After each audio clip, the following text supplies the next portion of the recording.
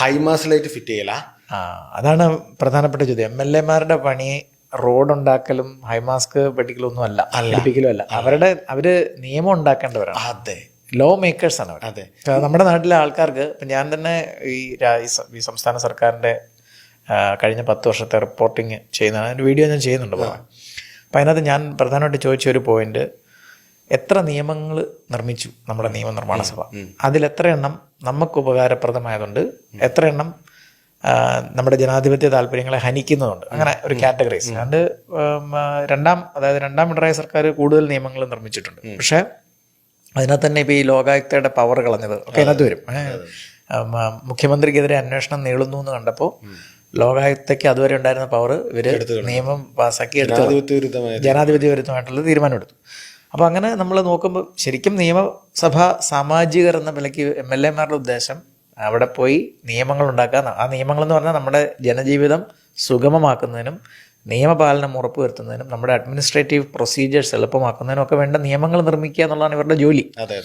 അതിന് പകരം ഇവരെല്ലാം ഫോക്കസ് ചെയ്യുന്നത് വെയിറ്റ് ഷെഡ് പണിയുന്നിടത്ത് ബോർഡ് വെക്കാനും, വെയിറ്റ് ഷെഡ് പണിയാനും, ഹൈമാസ്ക് ലൈറ്റ് വെക്കാനും, അതേപോലെ തന്നെ റോഡ് പണിയുക എന്നുള്ളത് PWD വകുപ്പിൻ്റെ ഉത്തരവാദിത്തമാണ്. അതിനുള്ള ഫണ്ട് നമ്മൾ ടാക്സ് ആയിട്ട് കൊടുക്കുന്നുണ്ട്. നമ്മുടെ ടാക്സ് മണി എടുത്ത് നമുക്ക് വേണ്ട സാധനങ്ങൾ ഉണ്ടാക്കി തന്നിട്ട്, അത് നമ്മുടെ ഗവൺമെന്റിന്റെ അഡ്മിനിസ്ട്രേറ്റീവ് പ്രോസസ്സിന്റെ ഭാഗമാണല്ലോ, അതുണ്ടാക്കി തന്നിട്ട് നമ്മുടെ മുമ്പിൽ തന്നെ പല്ലിച്ച് ഇത് ഇന്ന MLA-യുടെ സഹായത്തിൽ നിന്ന് ചെയ്തു എന്ന് പറയുന്നതിനകത്തെ ഒരു കോമഡി നമ്മളെപ്പോലെ വലിയ ജനാധിപത്യം പറയുന്ന സംസ്ഥാനത്തെ ജനങ്ങൾക്ക് മനസ്സിലാകുന്നില്ല എങ്കിൽ ഇത് നമുക്ക് പിന്നെ നോർത്ത് ഇന്ത്യയിലേക്കും മറ്റു സ്ഥലങ്ങളിലേക്കൊന്നും നോക്കാൻ പോയിട്ട് കാര്യമില്ല. പ്രബുദ്ധ കേരളം എന്നാ പറയുക. പ്രബുദ്ധ കേരളം ഒരു പ്രബുദ്ധതയും ജനാധിപത്യത്തിന്റെ കാര്യത്തിൽ ഇല്ലാന്നാണ് ഞാൻ ഇപ്പോഴും വെയിറ്റ് ഷെഡിന്റെ മുകളിൽ ഈ ബെഞ്ച് ഒരു കമ്പിയൊക്കെ ഇട്ടിട്ട്, ഒറ്റ കമ്പിയൊക്കെ ഇട്ട് വെയിറ്റ് ഷെഡ് പണിതിട്ട് ഇന്ന MLA-യുടെ സഹായത്തിൽ നിന്ന് പണിതെന്ന് പറഞ്ഞാൽ അത് എഴുതി വെക്കുന്നവനെങ്കിലും ഒരു നാണം വേണ്ടേ. MLA-യുടെ പ്രാദേശിക വികസന ഫണ്ട് 5 കോടിയോളം രൂപ ഉണ്ടാവുന്ന ഞാൻ മനസ്സിലാക്കുന്നത്. 5 കോടി രൂപ ഇപ്പൊ എല്ലാ MLA-മാർക്കും നമ്മളെ ഖജനാവിൽ നിന്ന് എടുത്ത് കൊടുക്കുന്നത് അത് അവരുടെ ഫണ്ടല്ല, നമ്മുടെ ഫണ്ടാണ്. അവർ ജനപ്രതിനിധി ആയതുകൊണ്ട് അവർക്ക് കണ്ടെത്താം, അവരത് കണ്ടെത്തി അവിടെ വിനിയോഗിക്കാം. അങ്ങനെയാണ് ഞാൻ ചോദിക്കട്ടെ, ഏത് ഫണ്ടാണ് ജനങ്ങളുടെ അല്ലാത്ത ഫണ്ട് ഉള്ളത്? അതുപോലത്തെ ഒരു ഫണ്ട് മാത്രമാണ് ഇത്, അല്ലേ? നമ്മളിപ്പോ അതുപോലെ ഈ പഞ്ചായത്തിലൊക്കെ എല്ലാം നമ്മുടെ ഫണ്ടാണ്, എല്ലാം നമ്മുടെ പൈസയാണ്. നമ്മുടെ പൈസയാണ് ഇവർക്ക് ശമ്പളമായിട്ട് പോകുന്നത്, നമ്മുടെ പൈസയാണ് ഇവരുടെ PA. ഇവരാരും ജനസേവകരല്ല, അങ്ങനെയല്ല നമ്മുടെ മുമ്പിൽ ഇവർ പ്രസന്റ് ചെയ്യുന്നത്. ഇവർ നമ്മളെ ഭരിക്കുന്നവരായിട്ടാണ്. ഇവർ ജനസേവകരാണ്. നമ്മളെ സേവിക്കാൻ വേണ്ടി നമ്മൾ ശമ്പളം കൊടുത്ത് നിയമിച്ചിരിക്കുന്ന ആൾക്കാരാണ്.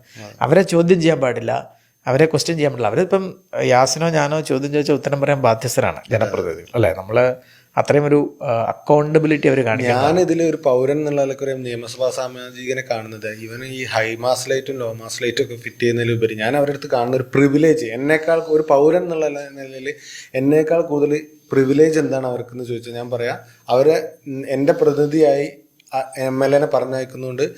അയാൾക്ക് നിയമസഭയിൽ ബില്ലുകൾ കൊണ്ടുവരാം, നിങ്ങൾ പറഞ്ഞ പോലെ നിയമം കൊണ്ടുവരാം.